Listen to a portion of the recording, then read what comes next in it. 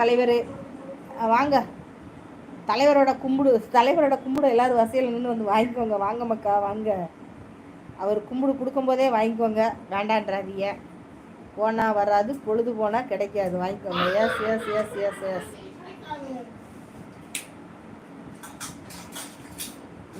எனக்கு என்ன சகோதரி, நான் சூப்பராக இருக்கேன். அது சிவாய நம்ம. சாப்பிட்டீங்களா? நேரம் அநேகமாக 10 மணிக்கு லைவோ தலைவா? 10 மணிக்கு உங்கள் லைவா?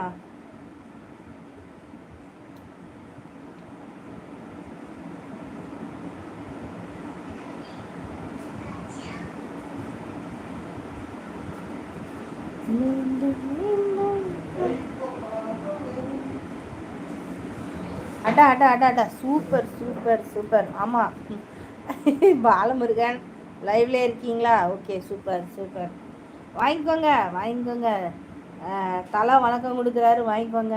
எல்லாரும் கொடுத்த வணக்கத்தையும் வாங்கினீங்கல்ல, அது மாதிரி எங்கள் தலைவர் கொடுக்குற வணக்கத்தையும் வாங்கிக்கோங்க மக்கா. ஆமாம் சகோதரி, 10 மணிக்கு லைவு.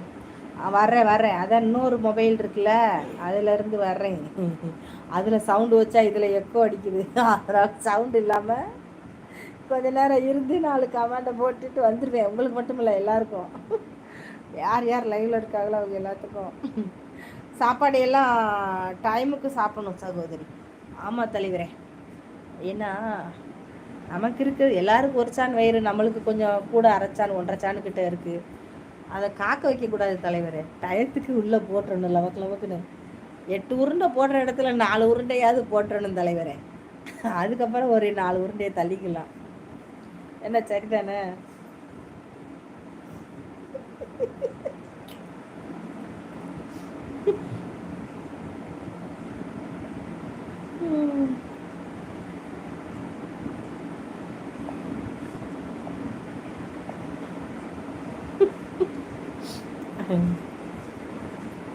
இன்னைக்கு என்ன சாப்பாடு கொடுத்தாங்க வீட்டில்?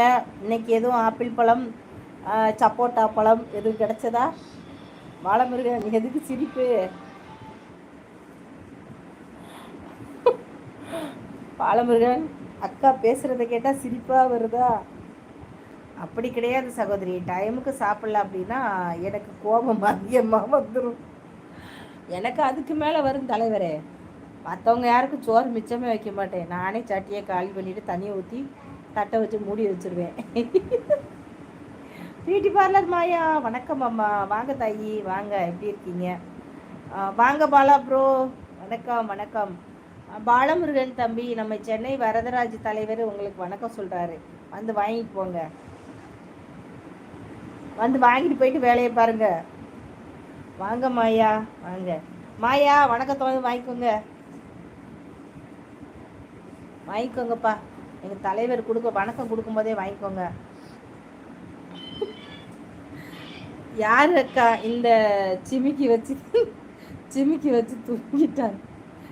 எழுப்பி விடுங்க, வீட்டு வேலையை பார்க்க.